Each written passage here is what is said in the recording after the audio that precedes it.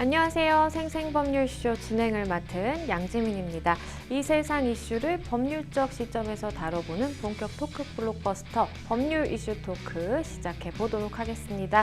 네, 오늘 제 옆에는요 최요한 시사평론가님 자리해 주셨습니다. 안녕하세요. 예, 반갑습니다. 최요한입니다. 네, 무더운 여름 잘 지내고 계신가요? 예, 덥지만 잘 견디고 있습니다. 네, 오늘 최요한 시사평론가님과 함께 시작해 보도록 하겠습니다. 네, 지금 이 방송은 유튜브를 통해서도 함께 시청하실 수 있습니다. 많은 시청 부탁드리겠고요. 저희가 유튜브를 통한 소통의 창구도 열어두겠습니다. 방송 중 궁금하신 질문들 올려주시면 또 소개도 해드리고 답도 해드리니까요. 많은 참여 부탁드립니다. 그럼 법률 이슈 토크에서 나눠볼 이야기들 먼저 함께 보시죠. IAEA 후쿠시마 오염수 방류 최종 보고서, 독립유공자 심사기준 변경 강화, 카드 전화번호 내놔, 신종 학폭 등장, 이렇게 오늘 세 가지 주제 준비가 되어 있습니다. 어떤 이야기들일지 궁금한데요. 바로 시작해 보겠습니다. 여러분은 지금 생생법률쇼와 함께하고 계십니다.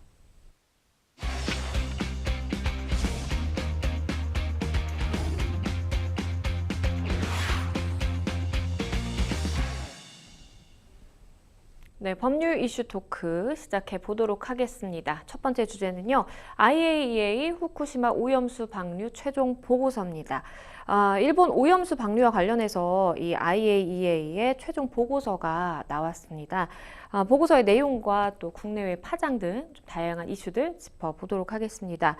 말씀드린 것처럼 일단은 이제 IAEA의 보고서가 나왔고, 그 내용은 일본 후쿠시마 제1원전 오염수 방류 계획이 국제 안전 기준에 부합한다라는 결과가 나왔는데요.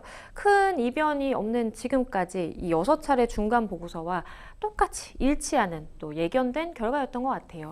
그렇습니다. 지금 국제 원자력 기구 IAEA가 지난 4일 일본 정부와 도쿄전력의 후쿠시마 제1원자력 발전소 오염수 해양 방류 계획에 대해 국제 안전 기준에 부합하다. 라고 평가를 했습니다. 네. 이게 일단 일본에서 발표를 한 것이고, 네. 라파엘 그로시 국제원자력기구 사무총장이 일본에서 기자들, 그러니까 기시다 후미오 총리를 만나서 종합보고서를 전달했다 라면서 이 결론을 이야기를 해준 거예요. 네. 그러니까 IAEA는 해양 방류 방침을 정한 일본의 요청을 받고 2021년 7월 11개의 나라의 전문가들이 참여하는 태스크포스를 구성해서 그동안 부문별 중간 보고서를 냈고, 이날 포괄적인 평가를 담은 종합 보고서를 발표를 한 겁니다. 일본 정부가 결정했고 IAEA가 검증했다라고 설명을 했는데, 네. 도쿄전력이 계획하고 평가한 바와 같이 오염수를 통제하고 점진적으로 바다에 방류할 경우 인체와 환경에 미치는 방사능 영향은 무시해도 될 정도로 미미할 것이다 라고 설명을 했습니다. 그리고 이 도쿄전력이 방사성 물질의 농도를 정확하게 측정할 수 있는 능력을 보유하고 있고, 방류 설비에 만약에 문제가 생겼을 경우에는 긴급 대응할 수 있는 긴급 차단 밸브까지 있다라고 친절하게 설명을 해줬어요. 그러면서 그로시 사무총장이 이제 이것이 끝난 것이 아니라 이제 우리의 임무, 여기서 우리는 IAEA를 얘기하는 거예요. 네. IAEA 임무는 이제 시작에 불과하다. 그러면서 향후 10여 년간 검증과 평가를 계속 지속하겠다까지 이야기를 했습니다. 일단은 일본 정부의 경우에는요, 이 IAEA의 종합 보고서가 오염수를 해양에 방류하는 데 있어서 거 봐라, 이렇게 안전하다고 하지 않느냐라면서 상당히 이제 좀 명분으로 좀 활용할 것으로 보이고, 더불어서 일본 주변 국가들이 굉장히 좀 우려를 하고 있잖아요. 그러니까 주변국들에게도 아니 우리가 한 것도 아니고 이 IAEA에서 이렇게 결과를 내놨는데 이거 하면서 이제 설득을 하는 그런 좀 자료로 활용할 가능성이 좀 높아 보여요. 그러니까 여기서 이제 IAEA라는 국제기구가 가지고 있는 성격까지 생각을 해봐야 돼요. 네. 왜냐하면은 이번 보고서를 내면서 오염수 방류는 어디까지나 일본 정부가 결정한 방침이지, IAEA가 여기다가 이렇다 저렇다 그 영향력을 행사하지 않았다고 분명히 얘기했어요. 그러면서 네. 이 보고서 기시다 후미오 일본 총리한테 전달한 보고서 향후 이제 7일 날 그러니까 이 사무총장이 한국에 옵니다. 한국에 와서 그 보고서를 전달하겠죠. 하면서 이 방침을 추천하거나 지지하지 않는다. 여기까지 얘기했어요. 네. 즉 다시 말씀드리면은 우리는 보고서를 만들어서 제출했을 뿐이지 이 방류 자체에 대해서 추천하거나 지지하지 않는다까지 이야기를 한 거거든요. 네. 그런데 문제는 뭐냐면은 일본 정부가 방류한다라는 것을 결정하고 IAEA에다가 연구 용역을 의뢰한 거지 않습니까? 그렇죠. 그래서 그 보고서를 받은 거고요. 근데 부합하다라고, 그러니까 방류에도 영향이 미미하다라고 결론을 내기 위해서 여기까지 온 겁니다. 그래서 기시다 후미오 총리가 이야기하기는 일본과 세계 사람들의 건강과 환경에 악영향이 있는 오염수 방류를 인정하지 않는다. 그렇게 하지 않겠다라고 주장을 하고 있는 거죠. 과학적 근거를 바탕으로 높은 투명성을 갖고 국내외의 오염수 안정성을 정중하게 설명하겠다. 그것까지 이야기합니다.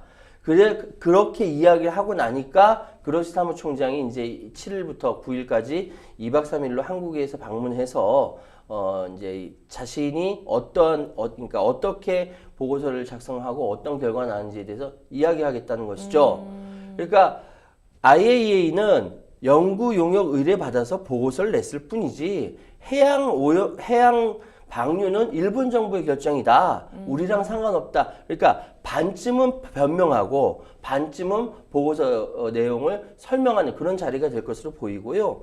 그래서 지금 우리나라의 진보당 도쿄 원정단이 일본 기자클럽 앞에서 이 종합 보고서를 비판하는 항의 시위를 열었습니다. 얼마 전에 보궐선거에서 당선된 강성희 의원이 네. IAEA는 오염수 투기에 면죄를 주는 기구가 아니다. 핵오염수 투기를 반드시 저지할 것이다까지 주장을 하고 있네요. 일본 정부는요, 일단 올 여름 방류 계획은 변동이 없다라고 밝혔습니다. 하지만 국제사회, 우리를 비롯한 국제사회와 일본 내부의 반대 여론 굉장히 좀 심각한 상황이거든요. 먼저 일본 내부의 상황부터 좀 살펴볼게요. 이 앞으로 여름에 방류를 한다고 하니까 후쿠시마현 그리고 그 인접한 미야기현 네. 뭐 이런 데서 일반 의회에서 방류에 반대한다. 그것도 만장일치로 의견서를 채택했다라고 합니다. 네. 미야기현 의회는 본회의에서 가결한 의견서에서 중앙정부가 어민들의 이해를 얻은 뒤에 오염수 문제에 대해서 책임 있게 대응하라. 이렇게 이야기를 했습니다. 네. 그리고 기구치 게이치 미야기현 의장이 해양 방류는 절대 해서는 안 되는데 당사자가 국가이므로 의견서를 내는 것으로 명확한 우리의 의사 표현을 했다라고 얘기했어요. 그리고 이제 정작 발등에 불 떨어진 것은 후쿠시마 현이죠. 그렇죠. 후쿠시마 현의 우치보리 마사오 이 지사입니다. 네. 이 양반 요즘 언론에 많이 나오고 있어요. 네. IAEA가 오염수 해양 방류 계획이 국제 안전 기준에 부합하다라고 평가한 데 대해서 국내외의 이해를 얻기 위해 객관성과 투명성을 확보하는 것이 중요하다. 그러니까 이 안전하기 때문에 안심할 수 있다라고 할 수는 없다. 예. 더 이상 피해가 일어나지 않도록 정부는 노력해달라.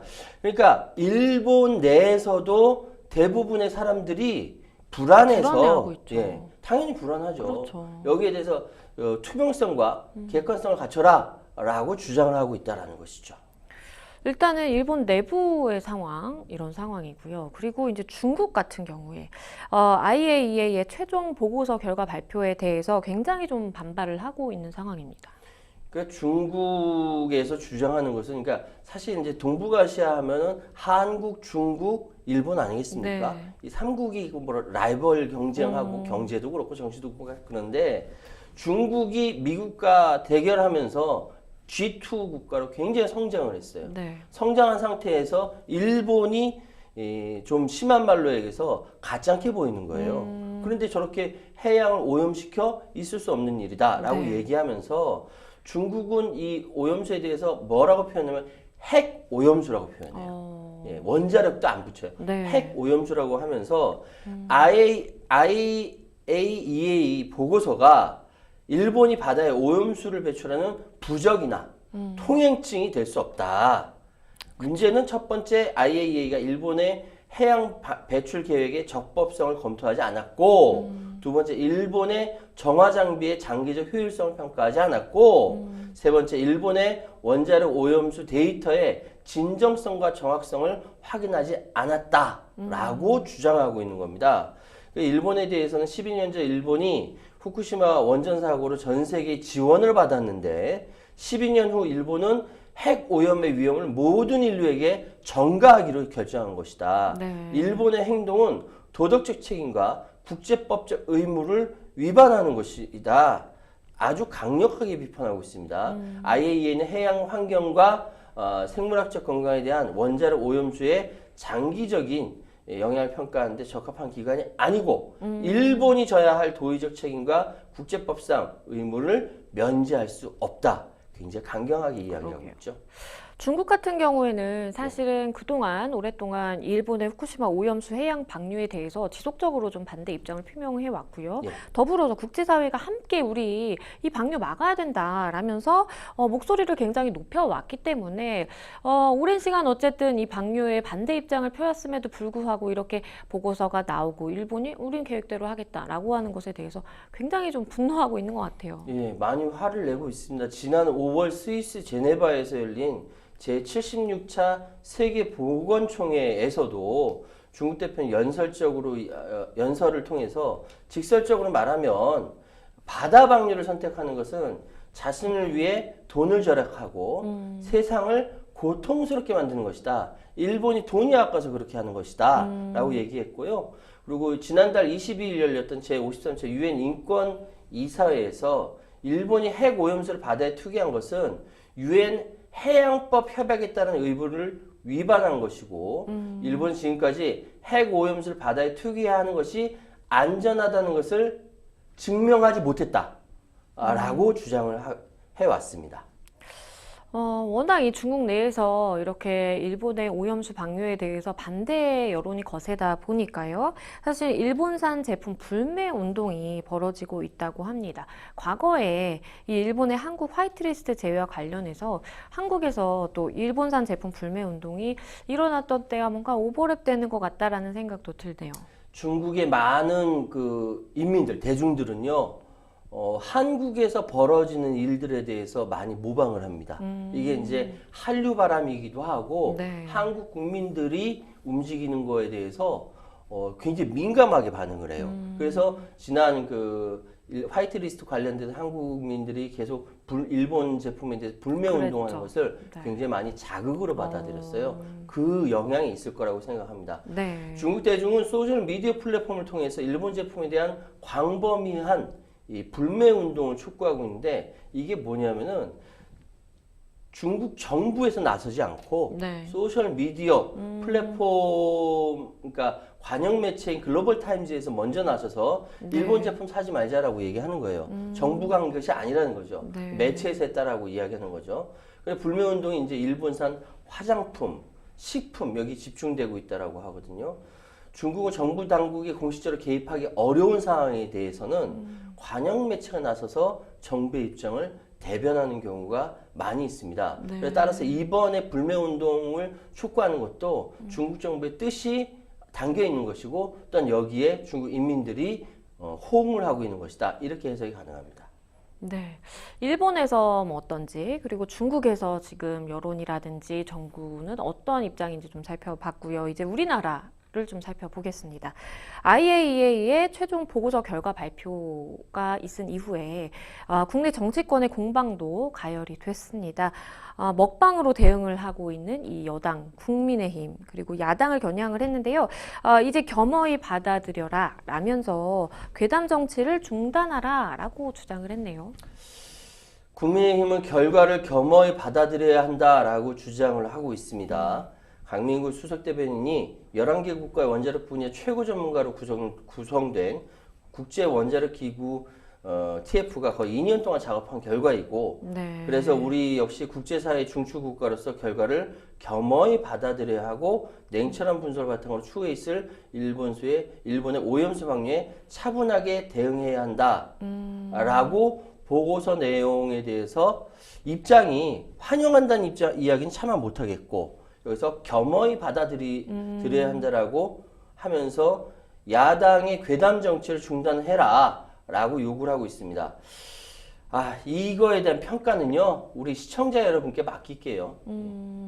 그런가 하면요, 이 야권에서는요, IAEA가 내린 결론의 신뢰도에 대해서 강하게 의문을 표하고 있는 상황입니다. 국제 원자력 기구의 핵폐수 안전성 검증은 사실상 방기했다. 민주당이 이렇게 이야기하고 있는 겁니다. 그러니까 알프스라고 하죠. 이게 네. 다핵종 제거 설비에 대한 성능 검증이 전혀 이루어지지 않았고 그동안 지적되어 온 일반 안전 지침 위반 등 오염수 해양 방류의 정당성 확보, 최적 대안 여부 등에 대해서 검토하지 않고 일본 정부의 책임을 떠넘겼다라고 지적을 했습니다. 그러니까 제가 아까 얘기했던 대로 IAEA는 이거 보고서 만들었을 뿐이지 그 결정은 일본 정부가 했다라는 것을 이제 이게 지적을 한 거예요. 책임을 떠넘겼다라고. 일본 정부가 도쿄 전력의 입장과 상상을 받아쓰고 오염수 방류 결정과 배출 책임은 모두 일본에 있다고 말하는 깡통 보고서에 윤석열 정부는 국민의 안전을 맡길 수 있는가 굉장히 강하게 비판하고 있습니다. 이 부분 역시 우리 시청자 여러분의 판단에 맡기겠습니다. 일본은 오염수 방류를 딱 계획을 하고 계획대로 착착착 이렇게 좀 나아가는 그런 모습이에요. 반면에 어쨌든 우리 정치권과 국회에서는 뭐 꼼꼼하게 따져본다라고 이야기는 하는데 사실은 합리적인 대응책이 나오고 있는 것 같지는 않다라는 좀 생각이 들고요. 더불어서 엇갈린 목소리만 계속 나오고 있는 그런 모습입니다. 사실 2, 3년 전에 이 발언들을 좀 찾아보면요. 굉장히 지금과는 서로 반대되는 입장을 또 얘기를 많이 했던 것으로 지금 나오고 있어요. 참 어떻게 봐야 되는 건가요? 그러니까 정부가 바뀌면은 당연히 대통령이 어느 정도에 나오느냐에 따라서 여당이 바뀌는 거거든요. 여당으로 바뀌면은 입장이 그대로 또 따라 바뀌는 거예요. 이게 이제 한국의 대의제 민주주의의 약점이기도 하고요. 네. 현재 우리 한국 정치의 문제점이기도 합니다. 국민의힘은 민주당 향해 괴담 선동이라고 과학을 강조하지만 야당일 땐 달랐습니다. 네. 김기현 당시에 국민의힘 의원 그러니까 지금 대표죠.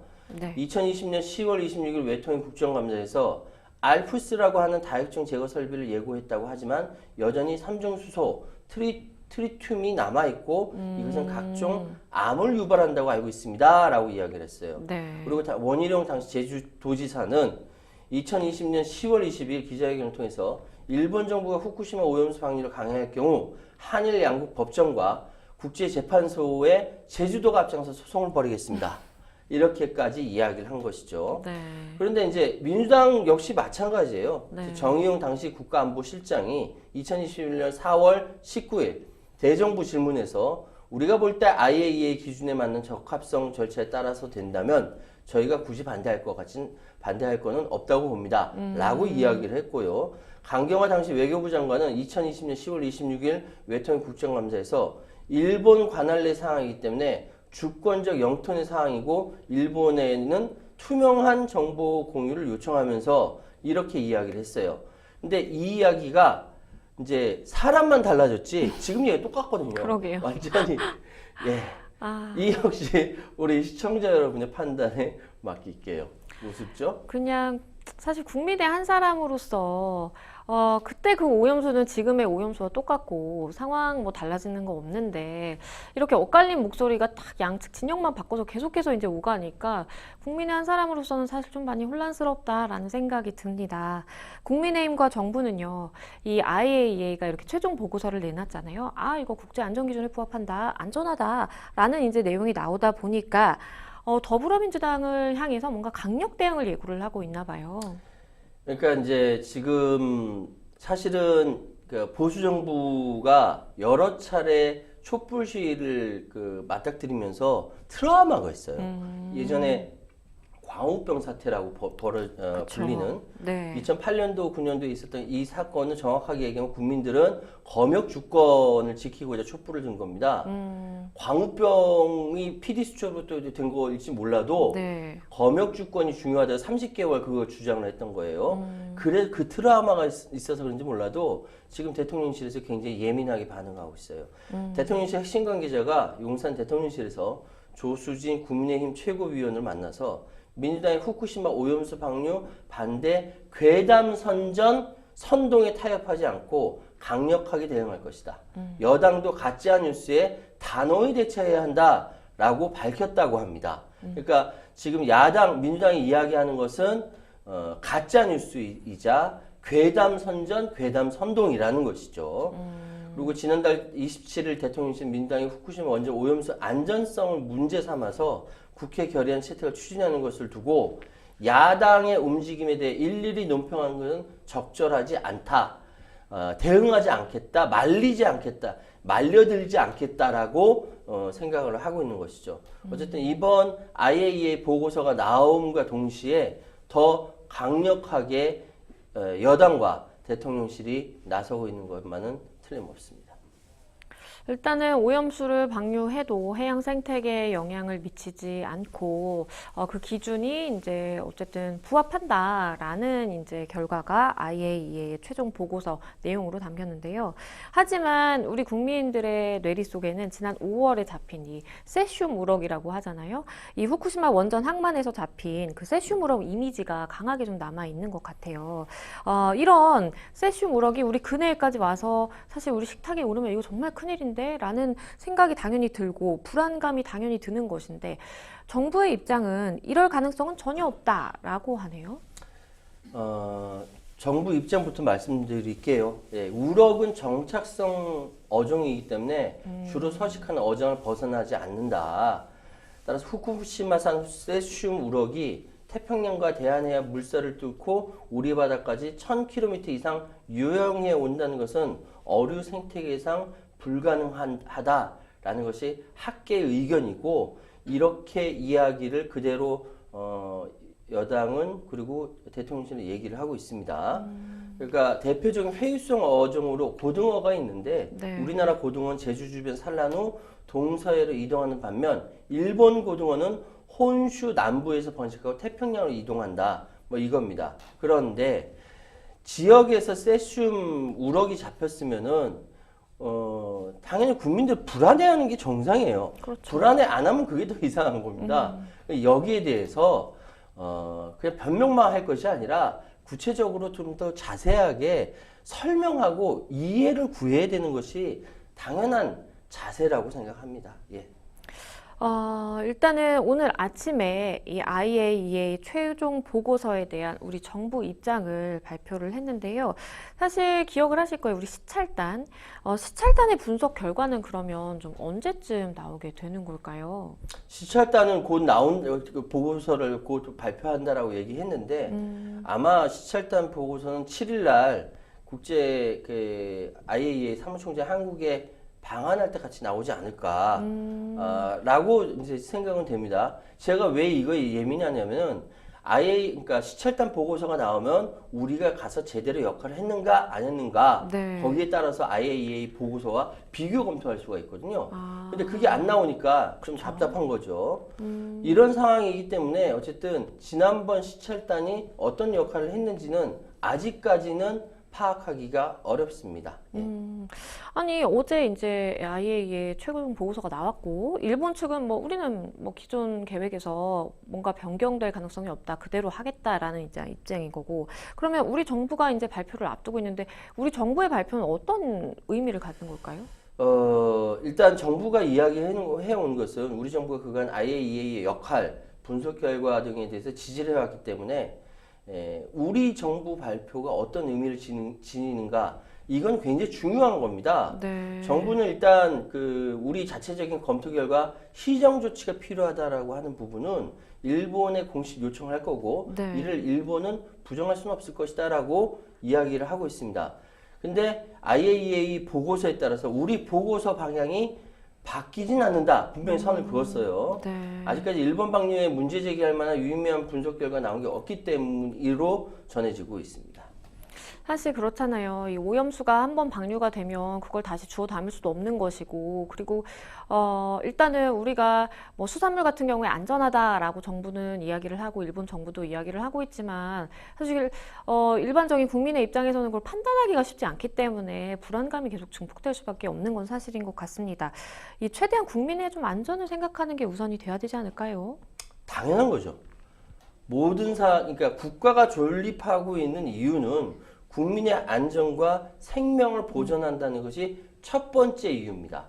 그게 국가의 의무고 국가에서 세금 받아 살고 있는 공직자들의 기본적인 자세예요. 국민의 생명을 희생해가면서 지킬 가치가 어디 있겠습니까? 네. 그렇기 때문에 사실 일본 정부가 저렇게 해양 방류를 한다고 했을 때 우리 정부가 먼저 해야 할 것은 해양 방류밖에 방법이 없느냐? 다른 방법이 있지 않겠냐라고 따지고 만약에 돈이 많이 든다라고 하면은 그 돈 얼마나 든다고 그러면 우리 다 같이 다른 나라에서 다 십실발 모아서라도 안전한 길을 찾아야 되는 거 아니냐라고 정부가 얘기했었어야 된다라고 생각을 합니다. 네. 하지만 지금 상황은 돌이키기는 어려울 것 같아요. 지금 방류에 대해서 IAEA가 적합하다라고 얘기하고 한국 정부, 일본 정부는 방류를 할 것 같고 한국 정부는 겸허히 받아들여야 한다라는 차원까지 갔기 때문에 이 상황에 대해서 우리 시청자 여러분께서 객관적으로 판단하시기 바랍니다. 누군가 잘못한 거는 벌 받아야겠죠. 네, 첫 번째 법률 이슈 토크, 이 후쿠시마 오염수 방류 최종 보고서 관련해서 이야기 나눠봤습니다. 네, 여러분은 지금 생생법률쇼와 함께하고 계십니다.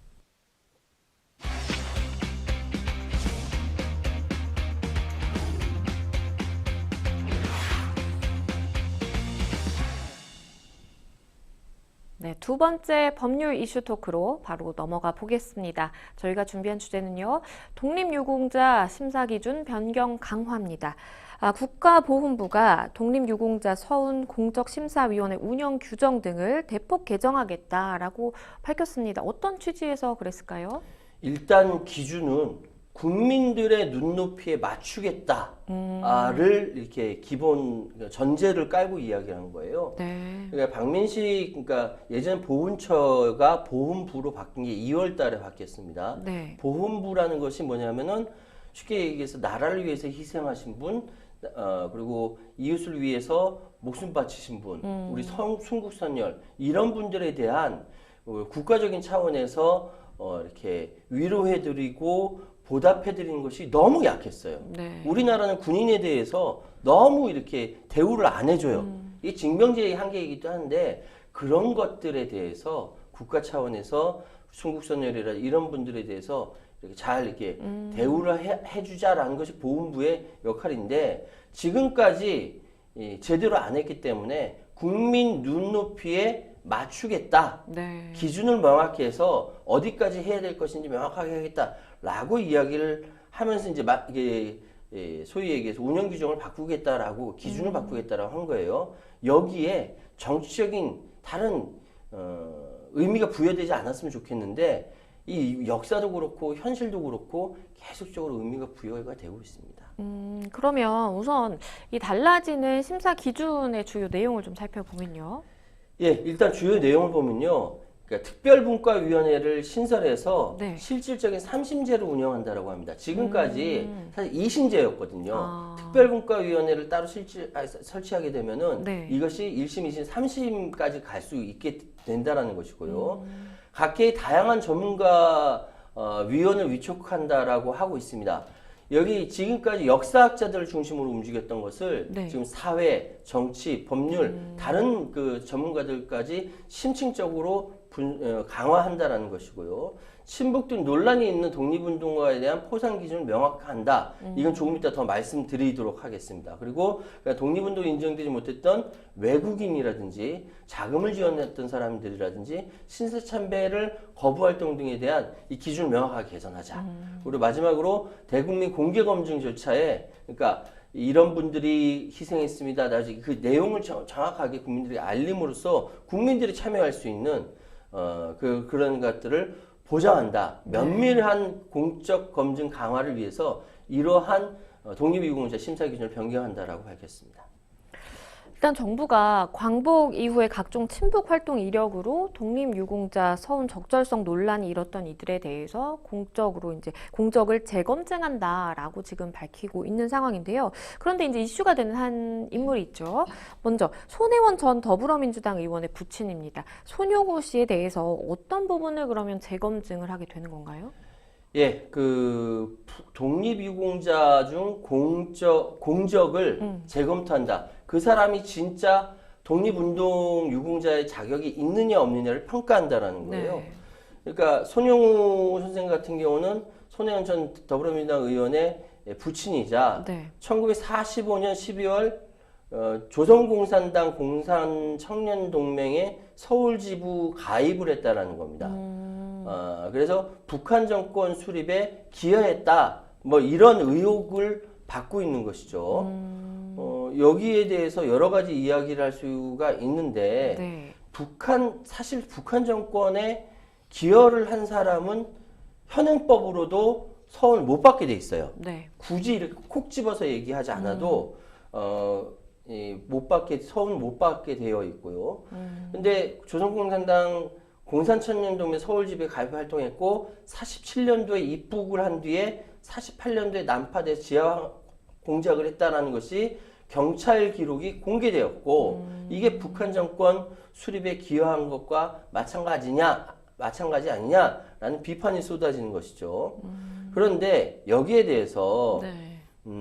당시 보훈처에서 이야기하는 것은 관련 기록의 신빙성이 낮다. 쉽게 얘기해서 그런 활동을 하지 않았다는 증언도 있다. 네. 그리고 조선공산당 활동도 정권 수립과는 무관한 이념 대결 시기에 사회주의 청년단체 활동으로 평가를 했다라는 거예요. 그러니까 당시에 북과 남이 갈라질 줄도 몰랐고 남의 정부가 따로 수립되고 북의 정부가 따로 수립될 줄도 몰랐고 조선공산당에 가입한 건 당시에 사회주의 청년 단체화해서 독립운동의 일환이다라고 나중에 평가를 한 건데 결과적으로 보면 이것이 북한 정권에 기여한 거 아니냐라는 비판과 계속적으로 같이 부딪히고 있는 것이죠. 보훈부는요, 그리고 또 고 김원웅 전 광복회장 부모 등 이 가짜 독립 유공자 논란이 일었던 인물에 대해서도 이 공적을 재확인하겠다라는 입장이에요. 고 김원웅 전 광복회장의 부친 김군수 씨는 1963년도에 대통령 표창, 90년에 건국훈장 공적서에 기재된 활동 내용이 다르고 네. 63년 대통령 표창을 받을 당시 이미 사망한 것으로 기록되어 있다는 논란이 나온 바 있습니다. 네. 또 모친 전월선 씨는 광복군 활동이 없음에도 불구하고 언니의 공적을 가로채서 독립유공자로 서운됐다는 의혹이 광복군 후손들 사이에서 제기가 됐어요. 네. 사실 그 김원웅 회장의 부모 관련돼서는요. 네. 지금 많은 분들이 돌아가셨는데 네. 광복군 활동을 하셨던 분들, 예, 어. 그 광복회에는 광복군 활동을 직접 하셨던 어르신들이 많이 계셨는데 그분들한테 제가 들었거든요. 네. 문제가 있다라고 그것이 공개되어서 지금 문제가 된 것입니다. 반면에요, 이 독립운동의 공이 뚜렷함에도 불구하고 친일 논란으로 인해서 심사에서 여러 차례 보류된 경우도 있을 수 있잖아요. 그런 경우에도 이 공과를 따져서 이 서운하는 방안도 지금 추진이 되고 있네요. 맞습니다. 그 대표적인 인물이 우리 시청자 여러분께서 아실런지 양지민 씨 아실런지 모르겠는데 죽산 조봉암 선생이 있고요. 동농 김가진 선생이 있습니다. 네. 두 분 다 뭐랄까 타협하지 않고 독립운동을 하신 분들이에요. 네. 일단 죽산 조봉암 선생부터 이야기하자면은 문제가 되는 부분이 뭐냐? 죽산 조봉암 선생 일제에 1941년 일제에 국방헌금 150원을 냈다. 지금 우리나라 돈으로는 한 3천에서 4천만 원을 냈다라는 거예요. 일본군에. 근데 이게 어디 실렸냐면은 네. 조선총독부의 관영 매체죠. 아, 매일신보에 실렸어요. 네. 물론 조봉암 선생 측에서는 그런 적 없다라고 이야기하고 있거든요. 네. 예. 근데 이게 이제 실렸으니까 이후에 조봉암 그 친일 행적이 있다라고 얘기를 하는 거예요. 보훈처에서 그렇게 얘기했습니다. 그리고 동농 김가진 선생님 같은 경우는 이분이 사실 우리나라 외교관으로서는 거의 최초의 상주 외교관입니다. 네. 이분이 영어는 한 히어링 정도 되고 일본어와 중국어 굉장히 잘하셨던 분이에요. 이분이 101년 전 어제 돌아가셨어요. 7월 4일 날 돌아가셨어요. 그래서 그때 임시정부가 국장에 준하는 이렇게 뭐랄까 장례식을 치렀는데 이분은 뭐냐면은 의병을 탄압했다라는. 근데 이게 오해일 수밖에 없는 게 당시에 기록이 의병 연구가들이 잘못 기록된 걸 보고 김가진이 의병 탄압다 이 이야기가 나온 겁니다. 네. 이게 아마 죽산 선생하고 동농 선생님 같은 경우는 아마 이번에 그 독립운동가 가능할 것 같거든요. 보수 정부에서 죽산 선생님 같은 경우는 진보당을 창립했기 때문에 계속 밀어놨던 것이고 동농 선생의 아들, 딸, 며느리는 서운을 했어요. 당사자가 못된 거예요. 이거 말이 잘 안 되지 않습니까? 그러게요. 이런 역사적 배경이 있었습니다. 이런 부분들 같은 경우에는 사실 좀 꼼꼼히 따져봐야 될 필요성이 분명히 있어 보이는데요. 그런데 이제 논란이 커질 것으로 좀 예상이 되는 부분이 있어요. 정부가 당초 논의되던 수준을 넘어서 북한 정권에 참여하지 않은 이 주세죽, 강진석 등 사회주의 계열 독립운동가 서운도 재검토를 시사하고 있기 때문에 사실 이거는 좀 문제가 있지 않느냐라면서 좀 논란이 커질 우려가 있습니다. 사실은 주세죽 씨는 누구냐면은 그 조선공산당의 수장이었던 박헌영의 첫째 부인입니다. 아내였어요. 네. 똑같은 독립운동가였고 사회주의 계열에서 활동을 했는데 나중에 이혼을 했어요. 박헌영과 이혼을 했어요. 그런 부분들까지 이전에서 예전에 이게 판단해서 서운을 했던 거고 네. 강진석이 누구냐면은 김일성 주석의 외삼촌입니다. 아, 그런데 김일성이 북의 정권을 만들기 전에 사망했거든요. 그래서 관계가 없이 사회주의 활동을 통해서 사회주의 활동을 하면서 독립운동을 했다라고 인정을 한 거고 역사학계에서 그렇게 합의가 돼서 주세죽, 강진석 된 건데 네. 지금 상황은 뭐냐면은 그거를 다시 판단을 해보겠다라는 겁니다. 그러네요. 네, 이 부분은 사실 뭐랄까 좀 더 면밀하게 사회적 공론화가 필요하다는 생각은 드는데 자칫 잘못하면은 과거 역사학계에 판단했던 것을 일거에 무너뜨릴 수 있기 때문에 신중해야 되지 않을까라는 생각이 듭니다. 그런 가운데요, 3.1운동 공적이 확인된 이 천안과 아산 지역 독립운동가 250여 명이 지금 서운을 기다리고 있는 상황이라고도 하네요. 그러니까 3.1운동에 천안과 아산에 세상에 드러나지 않았지만 독립운동을 하셨던 3.1 만세운동을 하셨던 분이 그러니까요. 어마어마하게 많습니다. 압도적으로 많다라고 볼 수 있어요. 그러게요. 천안은 지금 183명 중 123명이 3.1운동 공적이 확인됐고요. 아산도 미서원 독립운동가 183명 중 126명이 3.1운동 참여자였다라고 이야기됩니다. 사실상 우리 예전에 우리가 배웠던 유관순 누나, 그러니까 다들 그 유관순 언니 누나가 되는데 그분들의 후예들 아닙니까? 사실 그래서 많이 기다리고 있다라고 합니다. 후손으로서 마땅히 돌려드려야 할 것이다라고 생각합니다. 일단은 이 국가보훈부의 일부 재검토 내지는 가짜 독립유공자 논란에 대해서 확실하게 좀 보겠다라고 하는 것들은 사실 역사적인 공과를 명확히 한다라는 측면에서는 좀 의미가 있어 보인다라고 볼 수도 있겠는데요. 반면에 이제 시각에서 보자라고 한다면 친일과 친북 프레임과 연결되어 있는 유공자 경우에 그리고 이제 뭔가 프레임화 한다라는 측면에서 본다면 조금 더 문제를 제기할 수 있을 것 같아서 굉장히 좀 신중히 접근해야 된다라는 의견도 있더라고요. 제가 아까 말씀드렸던 그 이신제에서 네. 삼신제로 간다고 하면서 특별분과위원회를 신설하고 특별분과위원회를 신설할 때 자, 사회, 정치, 법률 전문가들을 같이 초빙해서 전문성을 강화한다라고 아까 말씀드렸습니다. 네. 제가 이따 더 말씀드린다는 게 바로 이거예요. 왜냐하면은 일각에서 우려하는 것은 이 특별 이 분과위원회. 분과위원회에 새로 들어오는 전문가들을 뉴라이트 인사들로 채우는 거 아니냐라고 우려한다라는 것이죠.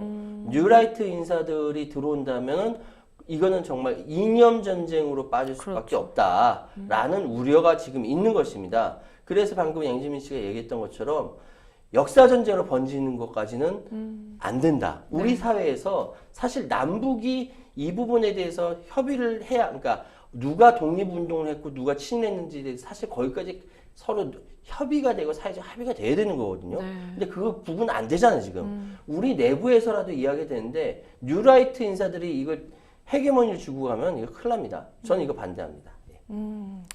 그러게요. 우리가 생각해 볼 지점들이 굉장히 좀 많은 것 같습니다. 독립유공자 심사 기준 관련돼서 다양한 이슈들 짚어봤습니다.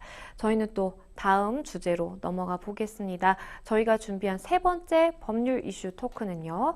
카드 전화번호 내놔 신종 학폭 등장이라는 주제 선정해 봤습니다. 초등학생들 이야기예요. 초등학생들 사이에서 현금 대신에 이 카드 번호와 그리고 이제 이런 개인정보 같은 것을 이제 뺏는 신종 학교 폭력이 유행하고 있다라는 이야기가 들립니다.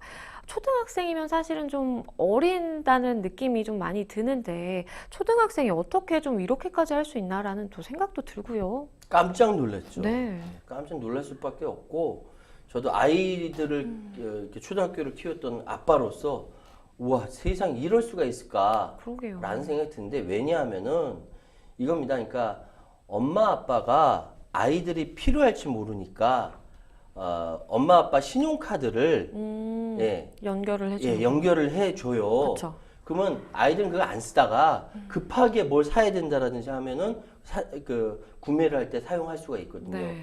그런 부분이 있고 보니까 이제 광주에서 초등학교 재학 중인 5학년 학생 A양 여학생이에요. 네. 하굣길에 6학년 선배 5명에게 협박을 받았는데 A양을 불러 세워서 인터넷 뱅킹 카드 번호, 개인 정보를 요구했다라는 것이죠. 왜? 전동 킥보드 결제를 위해 A양의 개인 정보를 도용하기 위함이라고 합니다. 그러니까 이거죠. 전동 킥보드 타고 자기들은 막 놀러 다니는데 비용은 그 A양한테 청구가 되는 거예요. 그러니까요. 이 말이 안 되는데 이런 사례가 종종 있다라는 겁니다. 그리고 또 나 누구누구 친구인데 혹시 전화번호 줄 수 있어? 라고 물어본답니다. 네. 무서워서 일단 줬대요. 이건 뭐냐면은 전화번호 주면 이걸로 다른 걸로 결제한다는 거예요. 정말 학생들이 스마트폰을 요새 많이 사용을 하잖아요. 네. 그러다 보니까 학교 폭력도 그 수법이 굉장히 진화하고 있다라는 생각이 들어요. 사실 이제 제가 어렸을 때는 네. 학교 폭력이란 단어 자체가 없었고요. 그랬는데 이제 점차 이렇게 좀 지나면서 학교 폭력이 생기고 그 단어가 생기고 학교 폭력이 심각해지고 네. 드라마 더글로리에서 나왔던 그쵸. 그 송혜교 씨가 그 피해자로 나오지 않습니까? 그런 것들이 점차 더 심각해지는 것 같아요. 그걸 어른들이 몰라요. 스마트폰으로 이렇게 온라인에서 가해를 하는지 몰랐다는 것이죠. 그렇죠. 그러니까 지금 벌어지고 있는 아이들의 폭력은 누구 탓입니까? 아이들이 누구 보고 배워요? 어른들 보고 배우거든. 어른들이 잘못한 거예요. 그렇기 때문에 메신저나 SNS 등을 이용한 사이버 학교 폭력이 계속 꾸준하게 증가하는 것은 막아야 되고 보호해야 되지만 동시에 어른들이 반성해야 되는 거예요.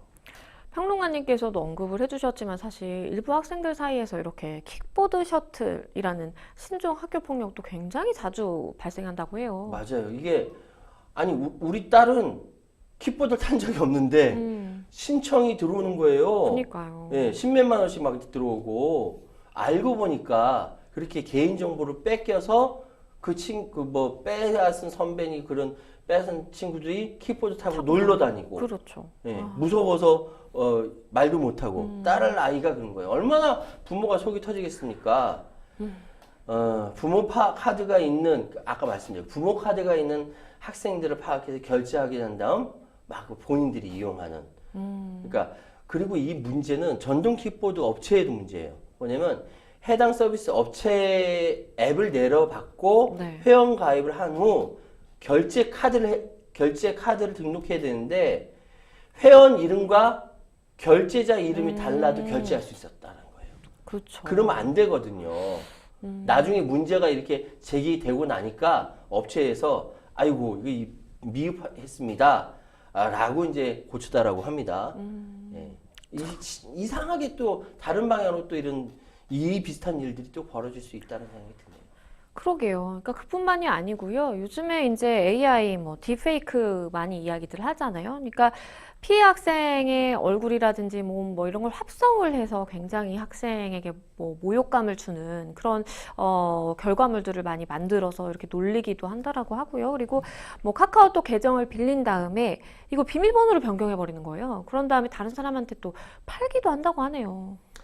이 디지털 학폭이라고 하죠. 네. 디지털 학폭은 필연적으로 기술이 발전함에 따라서 디지털 문화라든지 이렇게 형성되는데 이게 건전한 문화로 형성되지 않고 소위 딥페이크라고 해서 얼굴을 바꾸는 거예요. 그러니까 그쵸. 이게 굉장히 점잖게 말씀드렸지만 굉장히 성적인 모독도 가능한 거거든요. 그쵸. 그러니까 얼굴과 몸을 바꿔서 이렇게 해서 이 친구가 이렇게 드러난다. 굉장한 충격입니다. 평생 가도 씻을 수 없는 충격일 수가 있어요. 또 그리고 힘 약한 학생의 얼굴에 각종 영상 합성해서 서로 공유하면서 괴롭히고 또 카카오톡 계정을 빌려가지고 비밀번호를 바꾸고 이거를 돈 받고 팔아요. 이게 이거 범죄에도 쓰일 수 있거든요. 그러니까요. 큰일 납니다. 이런 거를 미리미리 막아야 되는데 이거 다 어른들 보고 배워서 하는 거 아니겠습니까? 그런데 지난 2021년 말에요. 이 신종 학교 폭력 사례를 공유하고 또 안내하는 스쿨벨 시스템이 도입이 됐는데요. 어떤 프로그램인가요? 그러니까 쉽게 말씀드려서 그러니까 스쿨벨이라는 명칭은 학교 종이 울리면 학생이나 학부모나 교사 모두 다 주의를 기울인다는 의미에서 공모를 통해서 결정했는데 네. 스쿨벨은 최근 들어 사회적 문제로 크게 등장하고 있는 신종 학교 폭력, 방금 말씀드린 얼굴 합성 딥페이크라든지 온라인 통해서 괴롭히는 온라인 그루밍이라든지 이런 그 학교 폭력을 서울시 교육청 소속 초중고 학생 그리고 학부모, 교사에게 신속하게 알려서 학교 폭력을 선제적으로 예방하고자 하는 프로그램이라고 합니다. 그러니까 어른들은 설마 우리 아이가 당하고 있을까? 우리 아이가 저기 어떻게 가해 학생이야? 말도 안 돼. 우리 아이가 얼마나 착한데. 이렇게 생각한다는 어른들은 그렇지 않습니다.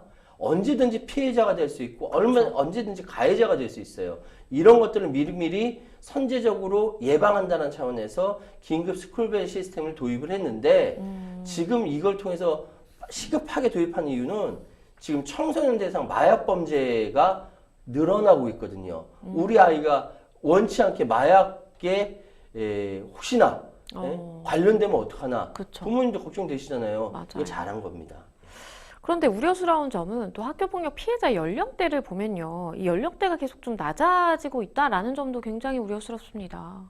그러니까 이게 참 언어폭력이라는 것이 네. 사실은 어른들 아이들은 싸우면서 크는 거지 뭐 라고 얘기하지만 사실은 힘센 아이가 힘 약한 아이한테 괴롭힘을 할 때 영악해져서 때리지 않아요. 때리면 증거도 남고 하니까 언어로 폭력을 한다는 것이죠. 네. 언어로 폭력을 하게 되면은 이거는 아이는 마음의 상처가 엄청나게 크거든요. 이런 상황을 어른들이 잘 모르는 것 같아요. 그래서 연령대가 또한 낮아지고 언어로 증거를 남기지 않고 폭력을 가한다. 이번에 정순신 그 학폭 관련된 이 국가수사본부장 관련된 것 때문에 더더욱 우리 학부모들이 분노를 하고 있는 것 같습니다. 네, 점점 교묘해지고 있다라는 생각이 듭니다. 이 학교 폭력에 대해서 우리 사회도 조금 더 적극적으로 나서야 되는 거 아닌가라는 생각을 해봅니다. 네, 법률 이슈 토크 여기까지 짚어보도록 하겠습니다. 저희 마칠 시간이 다 됐는데요. 오늘 함께 해주신 최유한 평론가님 감사합니다. 감사합니다. 네, 생생 법률쇼 저희가 준비한 내용 여기까지입니다. 다음 시간에 다시 찾아뵙겠습니다. 감사합니다.